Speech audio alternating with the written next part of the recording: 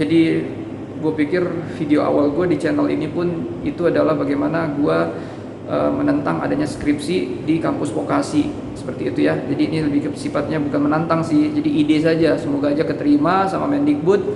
Semoga saja juga dari teman-teman Dikti bisa melihat ini sebagai suatu hal yang positif. Jadi mereka mengerti bahwa kampus vokasi ini berbeda dengan universitas pada umumnya.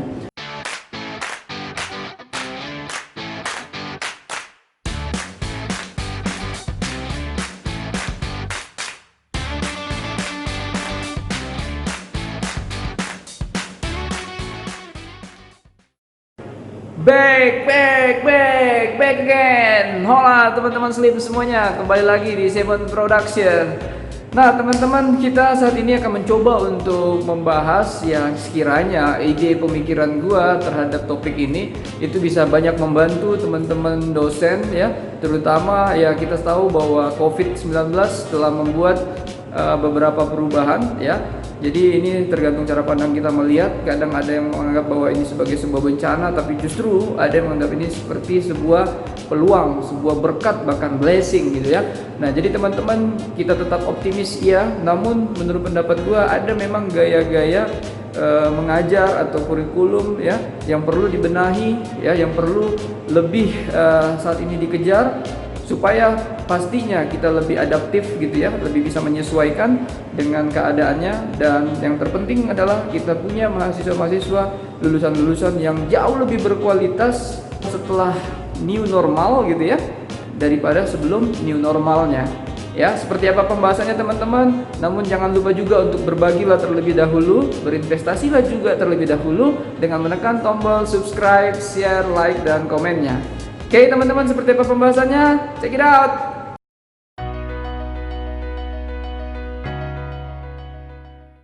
Nah baik teman-teman, jadi gue akan langsung mengambil contoh dengan jurusan yang memang saat ini ya, yang gue ampu gitu ya, di salah satu perguruan tinggi di Batam. Jadi kita ini politeknik ya, yang memang bergerak di vokasi, lebih ke perhotelan sebenarnya. Makanya ini juga kita punya background, ini lebih ke mixologi ya, atau orang biasanya mengetahuinya dengan bar.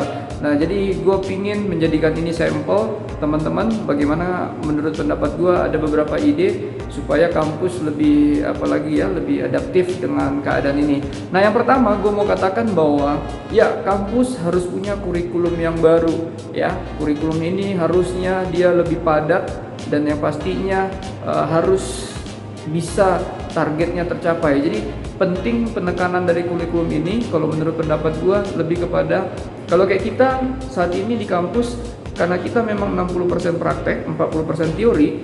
Jadi sistem kuliah kita, mahasiswa itu seminggu teori, seminggu praktek, seminggu teori, seminggu praktek. Seminggu itu adalah selama 5 hari.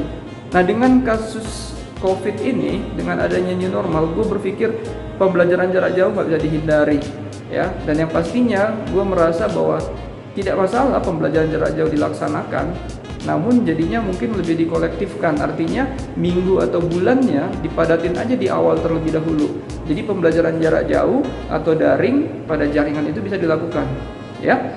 Nah jadi setelah nantinya pembelajaran teori yang melalui jaringan ini selesai, nah mahasiswa bisa datang ke kampus ya. Jadi bisa ke kampus untuk nanti bisa langsung diajarkan kepada dosen-dosennya bagaimana muatan-muatan dari output yang diharapkan itu bisa terpenuhi, tercapai gitu ya.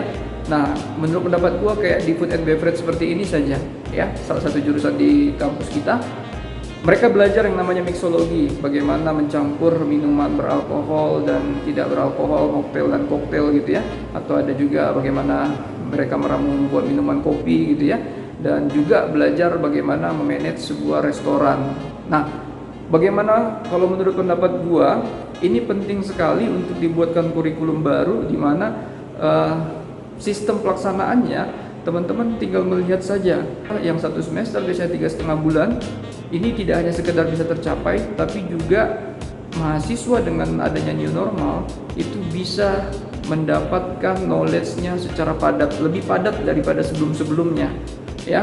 Ini silakan di trial and error sama teman-teman yang ada di kampus vokasi, dan menurut pendapat gua akan sangat-sangat baik buat mahasiswanya. Jadi ketika biasanya dalam 1 minggu praktek mahasiswa itu diajarkan bagaimana taking order ya, atau misalnya membuat minuman ya, salah satunya koktail gitu ya.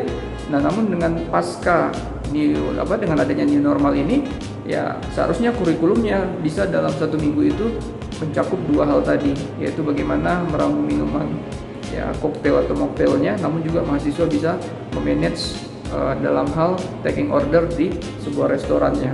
Nah, itu salah satunya. Jadi sekali lagi penting untuk dilakukan trial and error, dan yang paling tahu adalah teman-teman yang berada di jurusan vokasinya sendiri.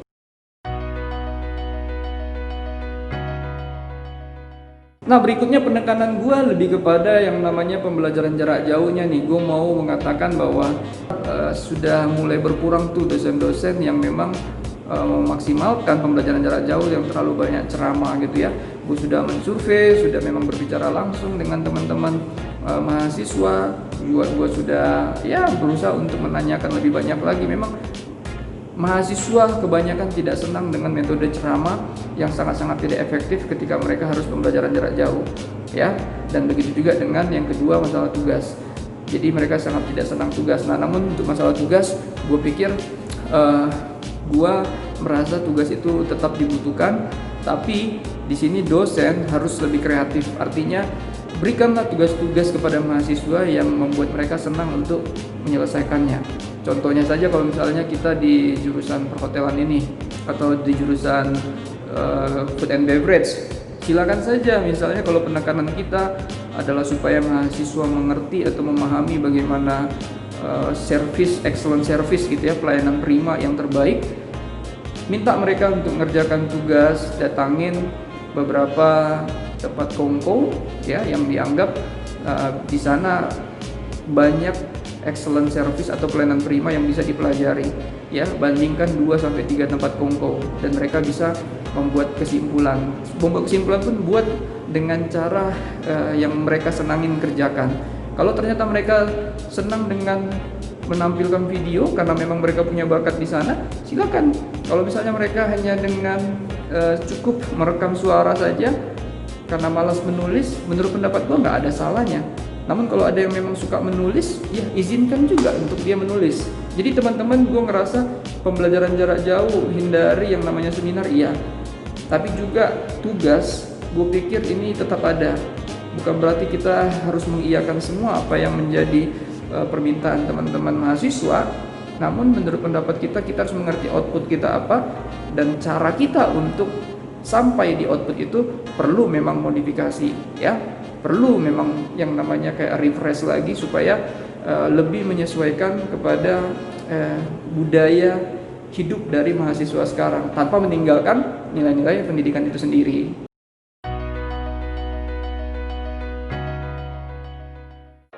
Nah, berikutnya gue ngerasa ini sangat penting, tapi mungkin menurut sebagian dari teman-teman ya menganggap bahwa ini biasa saja, tapi menurut gue sangat penting. Jadi adalah penilaian.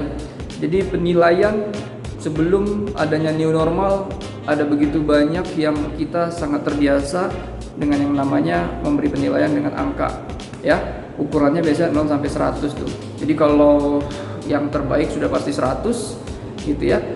Nah, kalau menurut pendapat gua, pada saat memang nanti kurikulumnya sudah diperbaiki, di mana memang mahasiswa dia akan dikelompokkan waktunya untuk tatap muka ya, untuk langsung praktek dengan dosennya. Nah, jadi perlu di sini dosen pun dalam memberikan penilaian dia lebih detail. Artinya di sana yang gue inginkan adalah esai harus ada, ya, sama seperti kita membuat guest comment.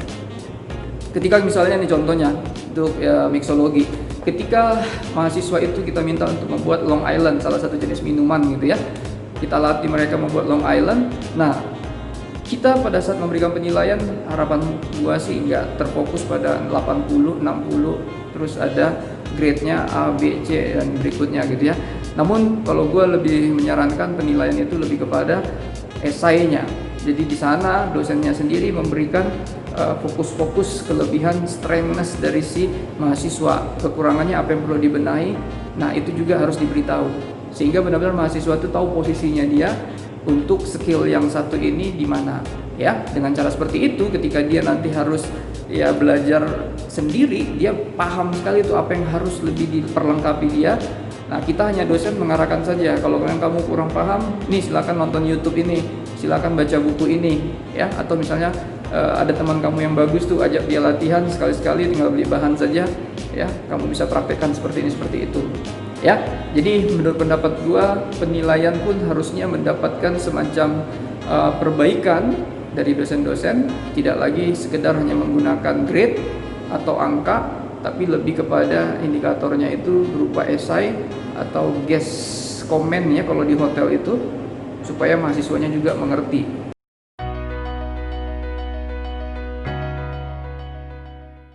Nah, jadi terakhir teman-teman, gue yakin lah ada begitu banyak ide-ide ya dari teman-teman dosen lainnya yang juga sedang berada di kampus vokasi. Ya, tapi gue di sini berusaha untuk hanya membuat 3-4 saja. Artinya di sana adalah prioritas yang paling penting. Nah, yang terakhir ini gue mau berbicara tentang skripsi gitu loh. Jadi gue pikir video awal gue di channel ini pun itu adalah bagaimana gue menentang adanya skripsi di kampus vokasi, seperti itu ya. Jadi ini lebih sifatnya bukan menantang sih, jadi ide saja. Semoga aja keterima sama Mendikbud. Semoga saja juga dari teman-teman Dikti bisa melihat ini sebagai suatu hal yang positif. Jadi mereka mengerti bahwa kampus vokasi ini berbeda dengan universitas pada umumnya. Nah, jadi semoga saja dengan adanya new normal gitu ya, ada dampak positif yang bisa diterima oleh mahasiswa atau kampus vokasi ya. Dan jelas penekanan gua pinginnya skripsi itu dihapuskan, dan gua memberikan solusi bahwa pada akhirnya mahasiswa untuk syarat kelulusannya dia perlu hanya semacam ya menyajikan gitu ya, atau mempresentasikan sebuah produk atau sebuah keahlian atau sebuah pandangan mindset ya terhadap apa yang sudah dia pelajari kurang lebih 3-4 tahun lamanya di kampus tersebut atau di jurusan tersebut. Sebagai contoh misalnya di food and beverage lagi, semisal dia membuat satu minuman baru ya, misalnya minuman yang dengan berbahankan andaliman, suatu bumbu-bumbu masakan sebenarnya yang dipakai untuk suku Batak gitu ya di Sumatera Utara. Nah, dia bisa membuat ini sebagai sebuah minuman ya. Nah, dia perlu mempresentasikan saja ya, jadi tidak perlu dibuat semacam penulisan-penulisan, apalagi diikuti dengan pedoman penulisan yang menurut kita di kampus-kampus atau teman-teman di vokasi ini terlalu ribet ya. Jadi mungkin itu sangat penting dan mungkin baik buat teman-teman yang ada di universitas. Namun sejujurnya kalau buat kita yang mengalami atau bekerja langsung di vokasi, ya itu kurang terlalu penting ya. Jadi yang paling penting adalah bagaimana skill mahasiswa ini. Tambah lagi ya, selain skill kalau dari gua, mindsetnya. Artinya apa? Contohnya kalau ada mahasiswa di jurusan room division atau divisi kamar, hotel juga nih ya, salah satu jurusan di kampus kita sekarang. Nah, dia bisa aja tuh mempresentasikan sebagai pengganti skripsinya ya sebuah mindset bahwa, Pak, saya mau menjelaskan bahwa kampus yang akan sangat-sangat profitable pada saat 5 atau 10 tahun ke depan itu adalah misalnya kampus yang berkonsepkan games gitu ya. Jadi dengan adanya kampus games, dia nanti semua interior gitu ya atau eksteriornya akan mencirikan bagaimana permainan-permainan games yang ada atau media-media games yang sangat-sangat terkenal gitu ya. Mulai dari kamarnya pun nanti, nah itu juga semuanya berbau unsur games. Nanti salah satu cara untuk mendatangkan keuntungannya adalah hotel tersebut akan secara rutin mengadakan kompetisi games-games di mana nanti pesertanya bisa menginap.